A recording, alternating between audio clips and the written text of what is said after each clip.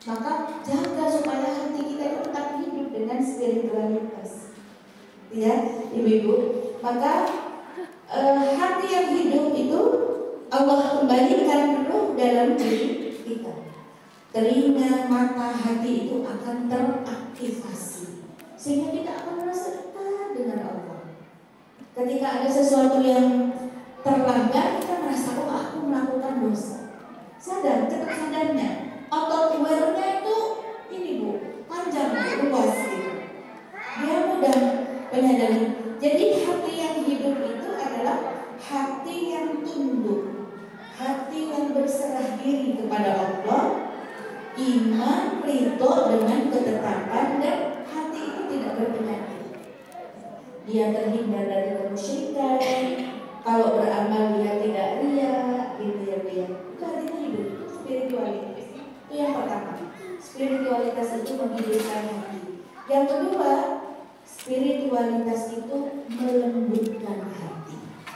Apa bedanya hati yang hidup dengan hati yang lembut? Kalau hati yang hidup itu lebih pada sisi akidah, kedekatan dengan Tuhan, tunduk, berserah diri. Tapi kalau hati yang lembut itu apa? Dadanya peka, yang sensitif, peka, empati, peduli. Dia tidak menjadi orang yang egois. Dia peduli dengan orang. Dia tahu, oh anak saya sedang ada yang terjadi. Oh suami saya sedang mungkin mengalami situasi yang berat dalam pekerjaan. Hatinya lembut ibu. Maka hati yang lembut itu termasuk hati yang berdamai dengan ketidaksempurnaan.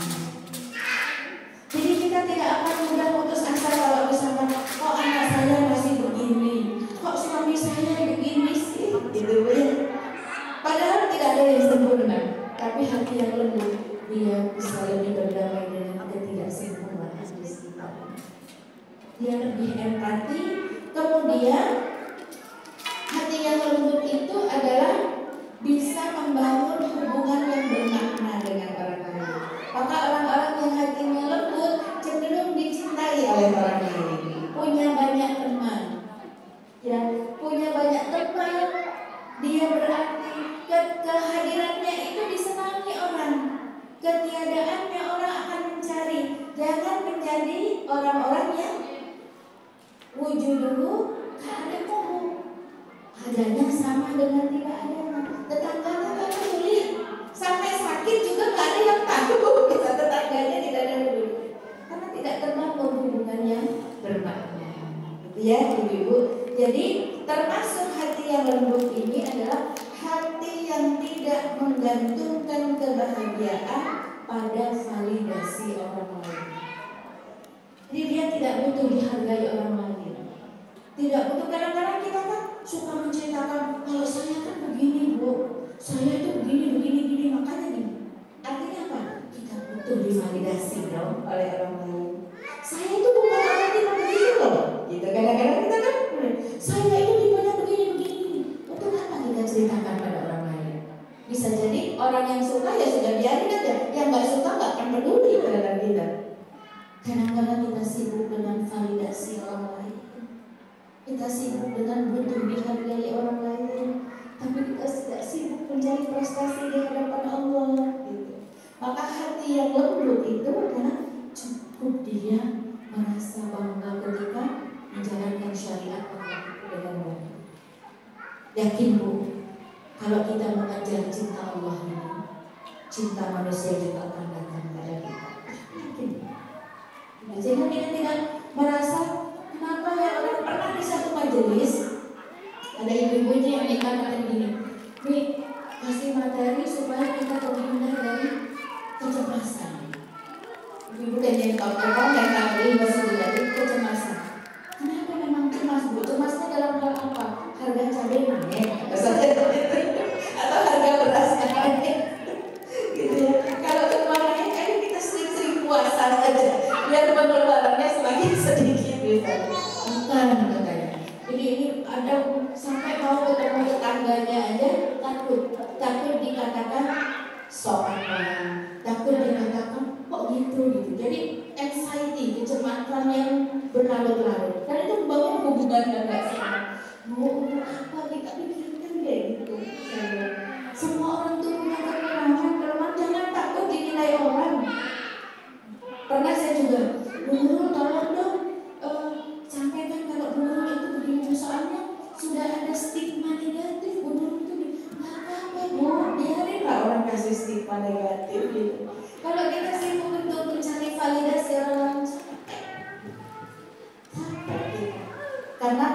semua orang akan setuju dengan kita.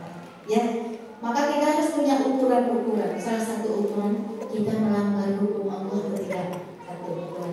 Yang kedua, kita sudah izin nggak sama wali kita gitu.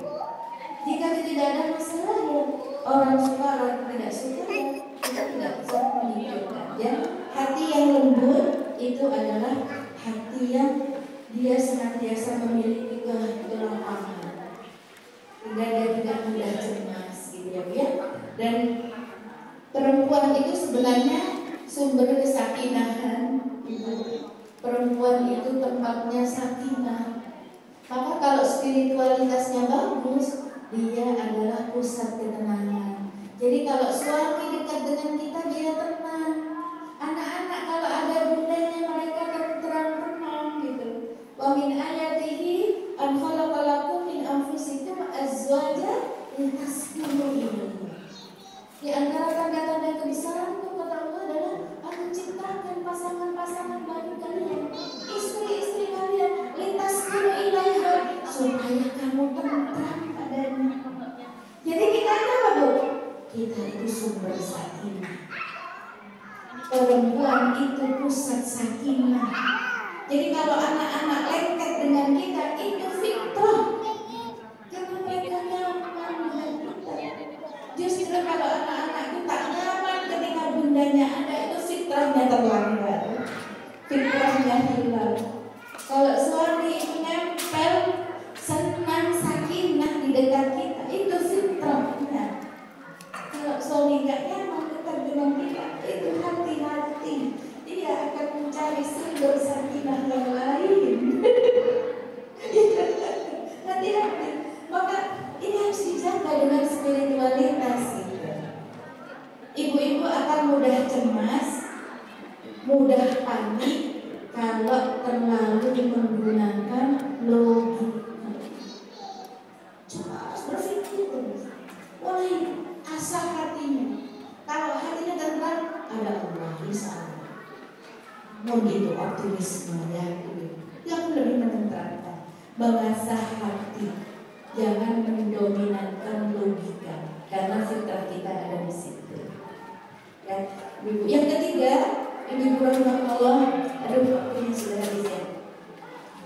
Urgensi spiritualitas yang ketiga adalah membangun femininitas.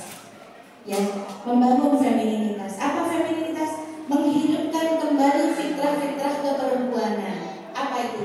Kelembutan, ketulusan, cinta, kasih sayang, kehangatan, itu milik kita, Bu. Karena Allah ciptakan insan kan begitu. Maka ibu-ibu cenderung lebih tidak tegaan daripada para ayah. Karena fitrahnya begitu ya. Jadi membangun kembali femininitas, terkendali, bersih, ruhnya tajam, intuisinya tajam ya. Supaya peran-peran gender itu jelas. Anak-anak itu melihat, oh kalau bunda itu seperti ini, oh kalau ayah itu seperti ini. Peran gendernya jelas. Ya. Sekarang banyak kan ibu-ibu yang lebih galak daripada bapak-bapak.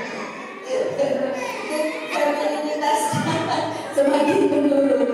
Jadi kalau porsi kalau dalam Al-Quran itu kan misalnya begini, laisa dzakaru kal unsa. Berbeda laki-laki dan perempuan itu dari sifatnya, dari perannya, dari konstruksi fisik yang Allah bangun. Tapi perempuan itu 75% femininitasnya, tapi dia tetap punya 25% maskulinitas. Karena kadang-kadang ada kondisi-kondisi tertentu yang membuat perempuan harus lebih strong. Laki-laki juga demikian, dia maskulinitasnya dominan. Maskulinitas itu apa? Tanggung jawab, percaya diri, ego. Kenapa? Karena memang perempuan seperti itu. Dia menanggung beban, maka bahunya lebih lebar. Kalau kita pinggulnya lebih lebar, karena dari depan dulu kita bisa menggendong anak-anak kita lebih lama. Kalau bapak-bapak harus setengah jam udah capek. Tapi mereka bebannya di sini di bahunya, tentang nafkah, tentang perlindungan, tentang kasih sayang. Laki-laki tentang pendidikan itu laki-laki. Ya. Maka maskulinitas laki-laki itu 75%. Tapi laki-laki harus punya femininitas. Bagaimana dia akan berempati, memahami kondisi istrinya kalau dia tidak punya sisi-sisi feminin. Rasulullah itu sangat lemah lembut. Rasulullah itu tidak pernah memukul istrinya. Rasulullah tidak pernah memukul putra-putranya. Bahkan pembantunya saja tidak pernah dimarahi. Rasulullah itu feminitasnya dominan. Seperti itu ya ibu-ibu. Jadi spiritualitas itu mengembalikan fitrah kita. Yang keempat, menghapus maskulinitas yang berlebihan.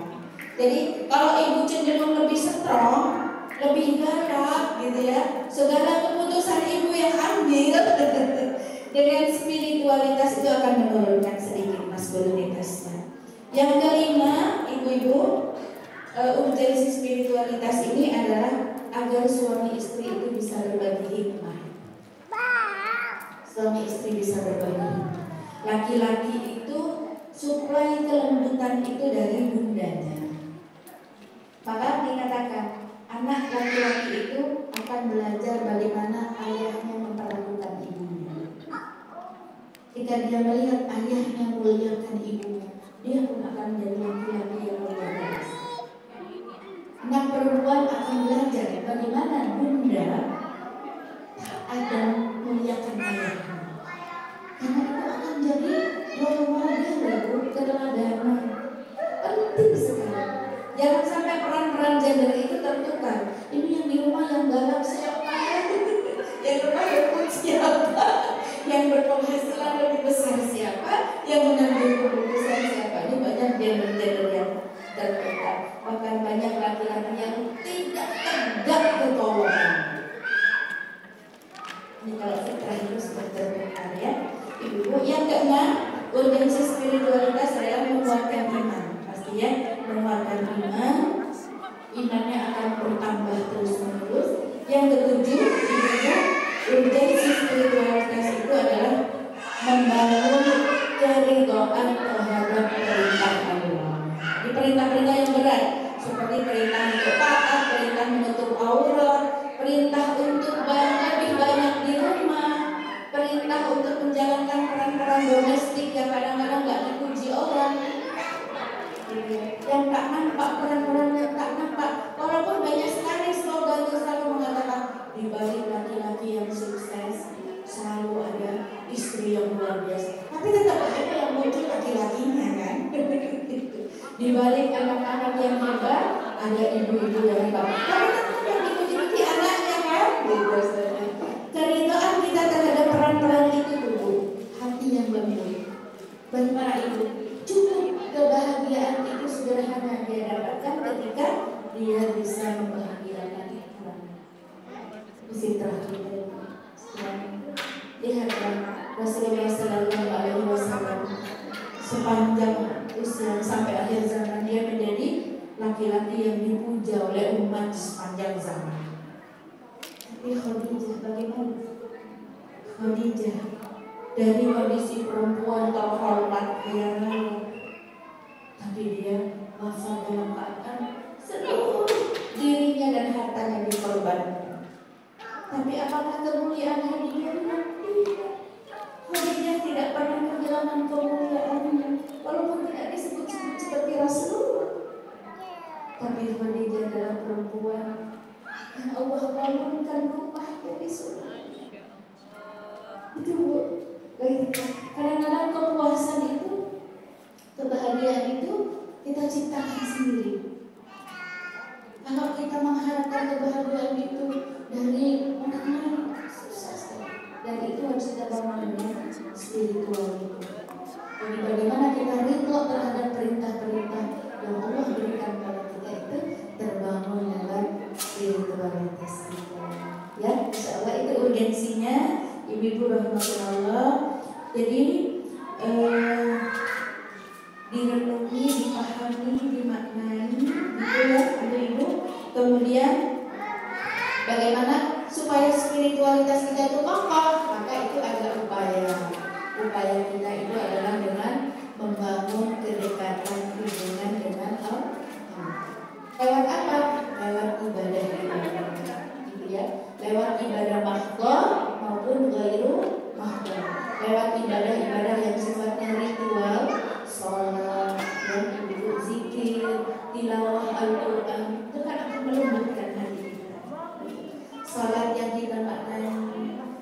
doa panjang yang kita lanjutkan, bahkan sampai pada titik kepasrahan. Cukuplah Engkau ya Allah, aku sudah tidak bisa lagi, tidak tahu lagi harus seperti apa. Aku minta kepadamu karena Engkaulah tempat bersandar. Ya, kalau kita punya hajat, sholat hajat bu. Sholat, misalnya kita pengen sesuatu, dua rakaat hajat. Aku punya hajat banyak ya Allah, dan aku tak mampu melakukannya tanpamu. Allah itu senang kita merengek-rengek. Jangan membuat jarak dengan Allah. Kalau membuat jarak dengan Allah itu seperti ini. Engkau maha ampun ya Allah, aku tak pantas minta apapun padamu. Aku malu untuk meminta sesuatu padamu. Jangan jarak dengan Allah. Padahal Allah senang ketika kita datang. Sampai Rasulullah ketika perang Badar berdoa kepada Allah, ya Allah, jika Engkau nggak menangkan aku, siapa yang akan menyembahmu setelah ini? Sampai begitu doanya. Bukan karena tidak ingin, kita menenangkan jiwanya. Jadi kalau kita meminta kepada Allah, menyampaikan kepada Allah, bangun spiritualitas itu dengan kedekatan kepada Allah, hati kita sudah tentram. Kenapa? Kita kayaknya sudah mengalirkan dulu. Engkau yang nanggung gitu. Dan kita ini sering tidak terbangun, tidak sering tidak kita ekspresikan. Terus tolong ya Allah, yang terbaik menurutmu bagaimana gitu. Padahal kita kebutuhan kita berdasarkan.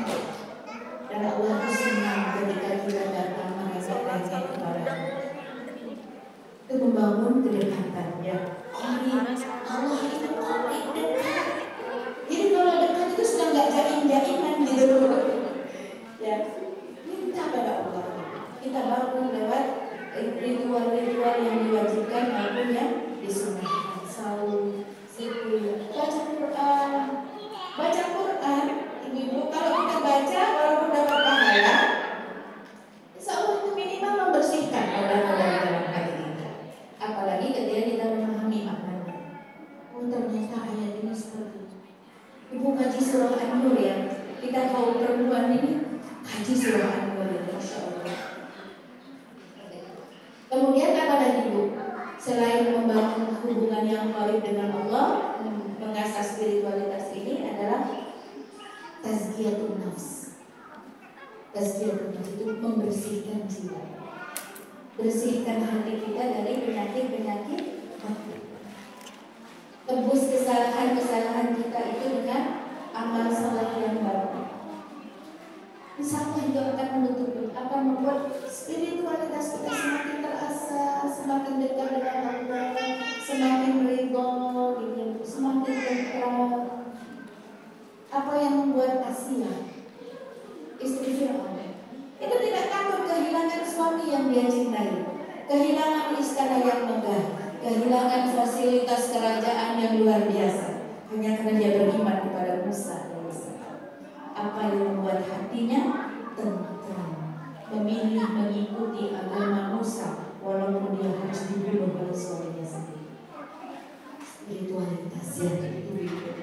Dan itu yang akan membuat, jadi kalau Ustadz itu menyampaikan ini, sehatnya mental kita kaum perempuan itu sangat punya korelasi dengan spiritualitas kita, dengan iman kita kepada Allah. Kalau kita bangun itu, insya Allah ujian seberat apapun akan bisa kita lewat.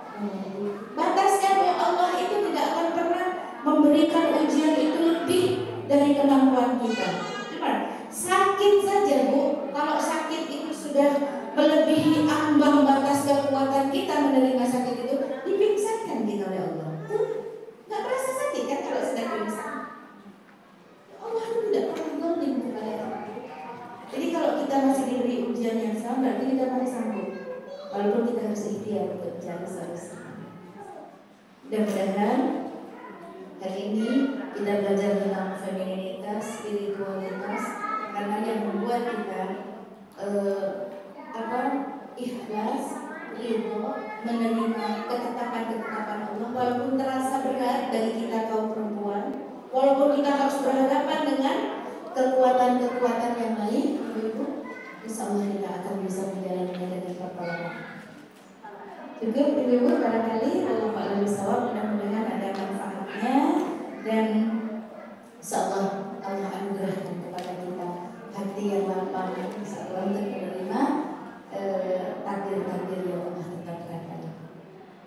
lagi mau tanya jawab kan? Waktunya sekali. Stres terus guys. Nggak pernah sabar. Ibu sebentar aja ya, saya ada waktu 15 menit. Terima kasih untuk uraiannya Bu Ustazah. Insya Allah setelah ini kita itu laksana batu baterai yang dicas full. Ya Bunda ya, ada kekuatan lagi, punya daya lagi. Insya Allah istiqomah lagi dalam menuntut ilmu. Dari uraian-uraian tadi tentunya ada hal-hal yang menarik yang buat kita kulik lagi lebih dalam, kita lebih bahas lagi lebih lagi. Oleh karena itu buat bunda-bunda yang ada pertanyaan dulu boleh Ustazah ya. Kalau ada pertanyaan boleh angkat tangan. Dengan siapa, dari mana?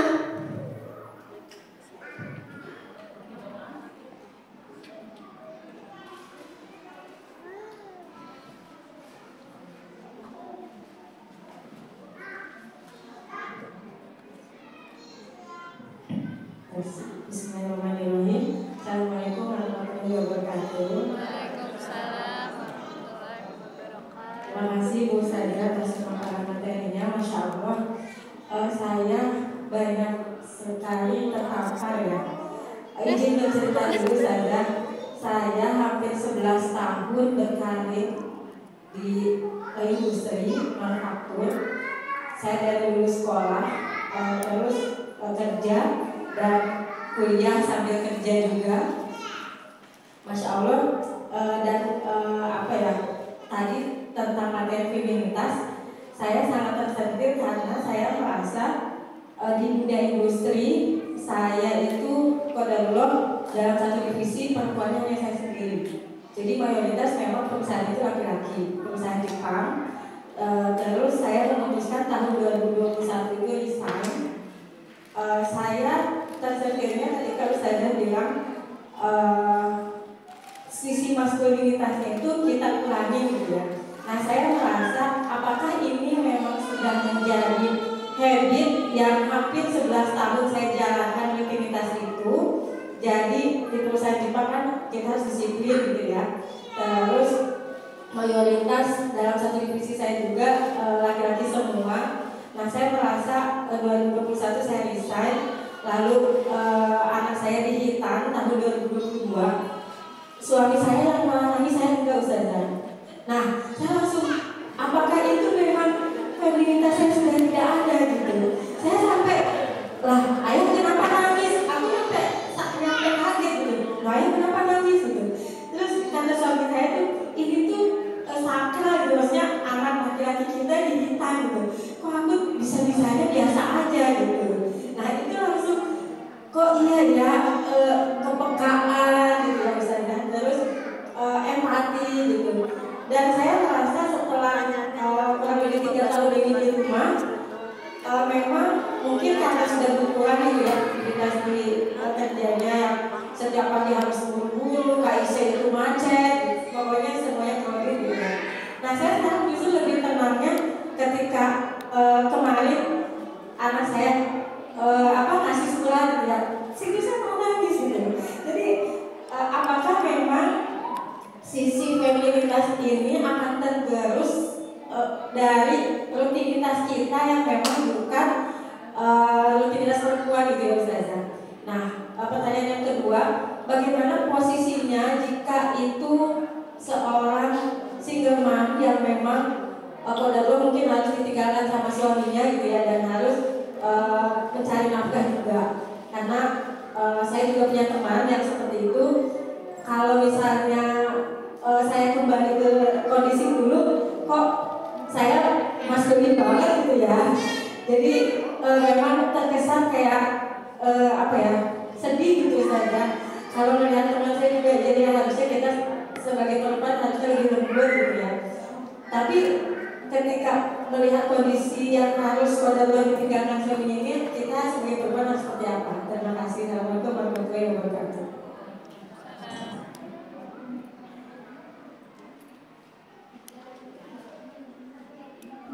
Oh, satu lagi. Oh, boleh. Satu lagi mungkin ada yang mau bertanya lagi, Ibu? Oke, ya kalau sekarang ternyata ini pada bergendong-gendong semua ya, Pak. Ada bawa anak semua, nggak apa-apa.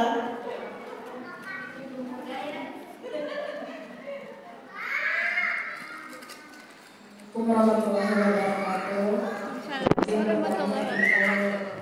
Ini mungkin pertanyaan saya agak nggak nyambung ya, tapi mengenai cerita itu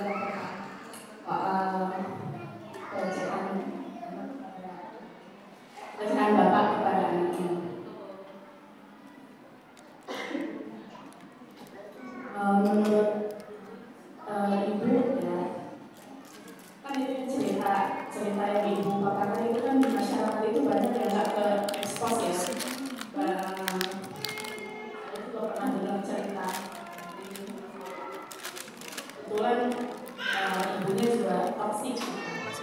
Nah, apakah anak yang mengalami kejadian tersebut di rumah itu jika mereka tidak ingin tinggal dengan orang tuanya, menjadikan mereka anak yang durhaka? Sementara kan di ajaran kita sendiri, anak itu walaupun segimanapun orang tua harus tetap berbakti. Nah, menurut Ibu, apakah anak boleh tinggal jauh dari orang tuanya dan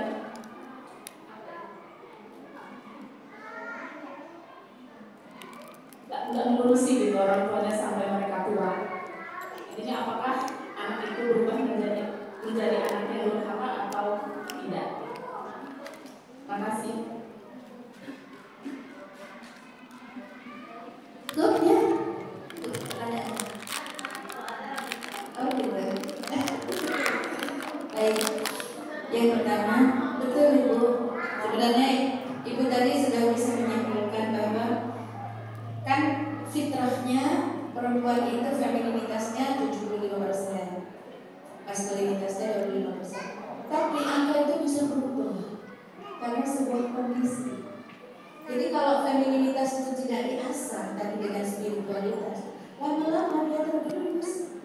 Dan yang tergerus itu bisa jadi karena pekerjaan. Karena pekerjaan itu menuntut maskulinitas ya. Tadi kedisiplinan, kejar target gitu kan. Dia harus fight dan itu menuntunkan gitu. Yang tadinya dia harus lemah lembut, dia harus tegas gitu kan. Ada masanya, ada waktunya memang seperti itu. Jadi pekerjaan seorang perempuan yang menuntut maskulinitas itu bisa membuat sisi-sisi feminitasnya berkurang seperti itu. Dan itu bukan hanya pekerjaan ketika ibu di perusahaan lainnya, di rumah pun ketika seorang perempuan terjebak dengan rutinitas yang itu tidak membuat dia bahagia, itu juga membuat feminitasnya hilang. Kenapa? Rohnya nggak ada. Dia kayak robot aja bekerja, masak, nyuci, layani suaminya, nggak ada rohnya. Dan itu membuat femininitasnya semakin berkurang karena dia melakukan hanya karena rutinitas. Maka kita kan perlu suasana baru, gitu ya, merefresh hubungan dengan pasangan, quality time dengan anak-anak. Sesekali Bunda kalau nggak pengen masak, nggak usah masak. Kalau nggak pengen nyuci, udah di laundry. Atau bagi tugas dengan anak-anak sampai kan Bunda juga lelah. Gitu kan? Kayak gitu. Jadi memang feminitas itu bisa tergerus karena hal-hal seperti itu. Tapi itu kan bisa, gitu ya. Kita bisa siasati. Maka adanya gerakan femininitas hari ini, gerakan femininitas itu adalah gerakan untuk mengembalikan para bunda pada fitrahnya. Minimal dari sisi mindset dulu. Kalau secara langsung kan pelan-pelan gitu ya, nggak akan langsung berubah dari yang tadinya tegas, disiplin, semuanya serba teratur, tiba-tiba dia terus kalau lemah lembut itu kan perlu waktu sebenarnya. Berkorban, dia terus seperti itu. Lebih empati itu perlu waktu, tapi itu bisa diasah, gitu ya. Ibu insya Allah bisa jadi karena efek pekerjaan. Tapi itu bisa diasah Bu. Dan yang melembutkan hati selain apa itu, selain spiritualitas kedekatan kita dengan Allah, melembutkan hati itu juga dengan seni, dengan seni, puisi, gitu. Melembutkan hati Bu. Puisi sastra, baca novel, gitu ya Bu.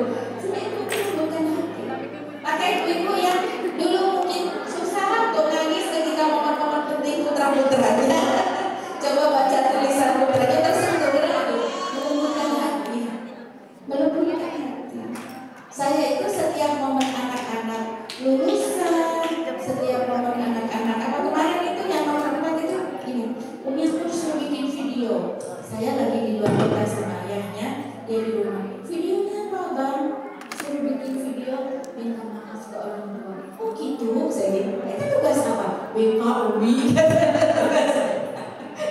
Oh gitu, ada tugasnya. Terus apa? Iya aku mau, tapi pakai apa? Video call. Jangan pakai Google Meet aja, soalnya aku mau ngomong sama Adi. Saya di Bogor, dia di sini. Terus kita pakai Google Meet itu, saya sama bapaknya, dia di situ. Dia bilang bla bla bla gitu. Saya tuh nggak bisa ngomong. Ketika mendengarkan dia ngomong itu saya nggak bisa ngomong. Kalau bapaknya masih bisa, kalau ini oke, kalau saya nggak, isinya nangis. Udah selesai. Dan itu sakit terlalu. Orang tua tuh memang saya. Jangan malu kalau suka nangisan ya, ibu. Jangan malu, itu fitrah kita. Jangan malu kalau suka baperan, fitrah kita nggak apa-apa. Tapi bapernya yang pasti gitu ya. Jadi ya, insya Allah mudah-mudahan dengan sebuah keputusan ibu mengambil sebuah pilihan. Tapi insya Allah dalam pilihan yang terbaik gitu ya. Kepekaan, empati akan lebih membuat kita jadi lebih tenang insya Allah. Kemudian bagaimana kalau seseorang menjadi single mom? Ibu dalam Islam itu ketika seseorang kehilangan pasangan, kalau sahabat Rasulullah dianjurkan untuk menikah lagi sebenarnya. Itu salah satu solusi. Tapi karena kita perempuan timur, cenderungnya kita itu memegang teguh kesetiaan gitu ya. Atau kadang-kadang kita sudah ingin fokus pada anak. Maka ini harus diimbangi oleh keluarga yang lain. Jadi jangan hanya walaupun ibu kemudian harus menjadi tulang punggung itu, maka harus ada kerjasama sistem dalam keluarga besar. Maka sebenarnya yang menjadi penanggung anak yatim itu siapa kalau dalam konsep fikih Islam? Keluarganya. Tapi konsep ini tidak terbangun di masyarakat kita. Minimal terkait perhatian. Bu, Rasulullah SAW itu juga lahir dalam keadaan yatim, 6 tahun piatu. Tapi Rasulullah tetap tumbuh menjadi seorang laki-laki yang tidak pernah kehilangan sosok maskulin dan sosok feminin dalam hidupnya, karena tetap tersuplai oleh orang-orang yang ada di sekitarnya. Maka kalau harus menjadi single mom, karena itu bagian dari takdir, satu riba dengan kedatangan sampai Allah memberikan solusi yang lain. Kemudian hadirkan keluarga yang lain untuk membantu dia dalam mengawal putra putrinya. Kalau sudah punya anak-anak yang besar, ibu, ada konsep brothering dalam pola asuh itu. Jadi kadang-kadang kakak yang paling besar itu akan backup adik-adiknya gitu, sehingga si ibu itu juga akan terbantu dalam kesehariannya. Kalau si ibu ini punya saudara laki-laki, pamannya sering hadirkan, sehingga si anak ini tidak akan kehilangan sosok laki-laki dalam tumbuh kembang di dalam hidupnya. Seperti Rasulullah itu suplai maskulinitasnya dari siapa? Dari kakeknya, dari paman-pamannya. Dia tidak pernah kehilangan suplai femininitas, meskipun bundanya wafat di usia 6 tahun. Kenapa? Karena ada ummu Ayman yang mengasuhnya, ada bibinya, istrinya Abu Thalib itu Fatimah binti Asad, itu yang menjadi ibu pengasuhnya yang memberikan suplai kasih sayang. Jadi ibu ini memang pertama itu otot sadarnya harus dibesarkan, itu walaupun dia juga harus maskulin karena menanggung nafkah keluarga juga, tapi dia juga harus memperhatikan kesehatan mentalnya, hadirkan orang-orang, dan pentingnya sahabat-sahabat juga ya, pentingnya orang-orang yang dekat untuk memberikan apa itu backup dan topang kami mereka penting sangat berarti, sehingga dia tidak akan terlalu dominan maskulinitasnya, sehingga kehilangan kelembutan pada putra-putranya insyaallah. Dan yakin Bu, Allah itu adil. Kalaupun dia menjadi single mom, ibunya Imam Syafi'i itu juga single mom. Dia pindah dari Palestina ke Mekah dengan sebuah cita-cita putranya menjadi seorang ulama. Dia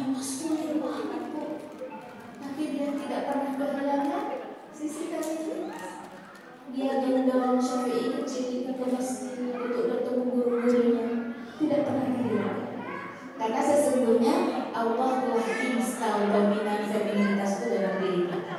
Tinggal kita jaga dan kita asah, kita lakukan ya.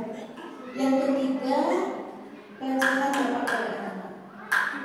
Ya, kalau kita bicara tentang anak durhaka, biasanya sebelum itu juga ada orang tua yang durhaka. Nah, ini udah bagi kita, ketika terjadi sebuah pelecehan di rumah, itu sebelum itu terjadi patut diadab-adab di dalam Islam. Maka dalam Islam itu adalah pisah tempat tidur anak laki-laki dan perempuan, pisah tempat tidur anak-anak dari orang tuanya dari usia berapa? 7 tahun. Dari 7 tahun. Ya. Terus perhatikan adab-adab terkait dengan masalah aurat. Waktu-waktu aurat ketika anak-anak harus masuk ke kamar orang tuanya. Terus kebutuhan suami.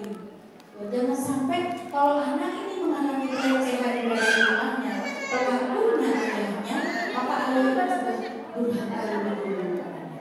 Maka anak ini memang harus dijauhkan. Harus dijauhkan. Karena luka itu dalam sekali. Dan sekali. Hanya untuk mencari waktu, dibantulah anak ini supaya dia terus bisa menjalani hidupnya. Karena dia tidak, kalau seperti yang kemarin kami tangani itu, anak ini sudah putus asa awalnya. Dia sudah bilang, saya sudah bisa, saya sudah tidak punya harapan. Kita bangkitkan lagi harapan. Kamu masih punya masa depan. Kamu masih punya kita bantu gitu. Ketika dia ada masa, kemudian dia tidak mau misalnya ngurusi orang tuanya, dia tidak bisa mengatakan dia anak durhaka karena dia sudah didurhakai lebih dahulu. Tapi jika dia mau mengasah spiritualitasnya, memaafkan itu bagian dari takdir masa lalunya, tetap memberikan hak orang tuanya, paling tidak tetap memberikan hak itu akan lebih mulia insyaallah. Hak-haknya seperti itu. Karena bisa jadi itu bisa menyelamatkan akhiratnya dia. Paling tidak dia karena bagaimanapun kita tidak bisa karena kalau sudah luka yang terlalu dalam seperti itu luar biasa. Maka kalau perzinahan yang dilakukan oleh mahram itu dosanya paling tinggi. Dosa zina itu kan dosa yang paling besar. Apa? Musyrik, membunuh tanpa hak dan berzina itu dosa-dosa besar. Tapi zina itu ada tingkatan-tingkatannya. Zina yang dilakukan oleh seorang mahram itu dosa yang paling tinggi. Ayah, saudara, paman, yang itu harusnya jadi pelindung. Mahram haram menikah dengannya, ternyata jadi perusak lagi. Itu dosa yang paling tinggi. Dan kalau dalam konsep Islam harus dirajam dia dulu. Tapi kalau misalkan zina setelah mahram, zina dengan tetangga, itu dosanya berlipat urutan berikutnya. Jadi zina dengan tetangga dengan zina dengan orang jauh itu besar dosanya dengan tetangga. Kenapa? Karena itu merusak kehormatan, merusak nasab. Jadi kalau mahram itu terjadi gerakan mahram, itu merusak nasab, merusak kehormatan, merusak masa depan, merusak generasi. Maka itu dosa besar. Maksud sebenarnya kalau dalam Islam maksudnya dibunuh itu sama. Tapi kita kan tidak pakai hukum itu. Maka si anak dia boleh untuk menyelamatkan dirinya ya, boleh untuk menyelamatkan dirinya. Walaupun mudah-mudahan di hari ke depan dia bisa berdamai dengan keadaan itu, dia tetap memberikan hak sehingga dia tidak menjadi anak yang kaya. Akhir zaman, salah satu tanda kiamat itu adalah maraknya berzina.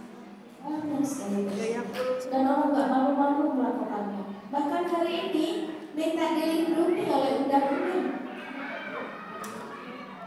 Apa bu? Mereka feminisme yang mereka perjuangkan. Kalau hubungan itu dilakukan suka sama suka, nggak ada konsekuensi pidananya. Masuk dalam kekerasan kalau dilakukan secara dipaksa. Jadi kalau suka sama suka, suami tetangga dengan istri tetangga, nggak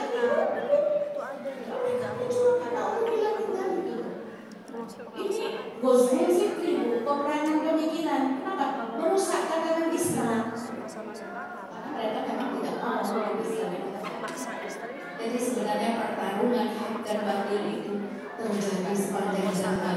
Bukan hanya antara Yahudi dan Palestina perang putih, kita pun diperangi dengan nilai-nilai yang dirusak itu, termasuk kebebasan. Dan kalau suka sama suka, itu hak asasi mereka gitu. Ini sedang diperjuangkan, Bu, di DPR RI itu.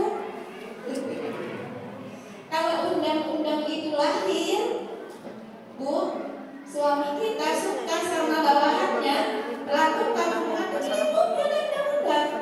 Tapi kalau suami butuh istrinya, kemudian maksa istrinya melayaninya, kata istrinya itu kekerasan, itu fasilitasi.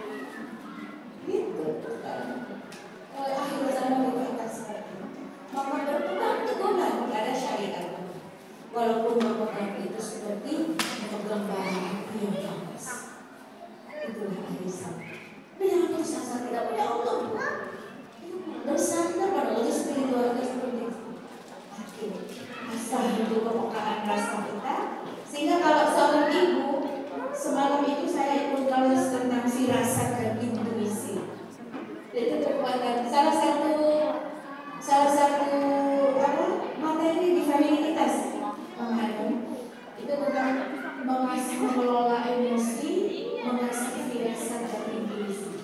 Dan itu kita perlu langsung jadi ibu-ibu, saya sering mengalami anak saya berdusta pada saya, bohong, saya tahu.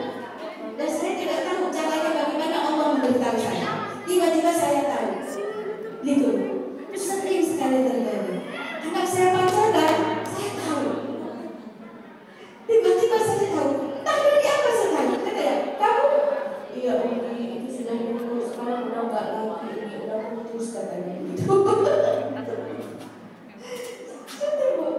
Asal dulu firasat itu. Sehingga ketika ada hal-hal gejala-gejala yang tak baik, kita segera antisipasi.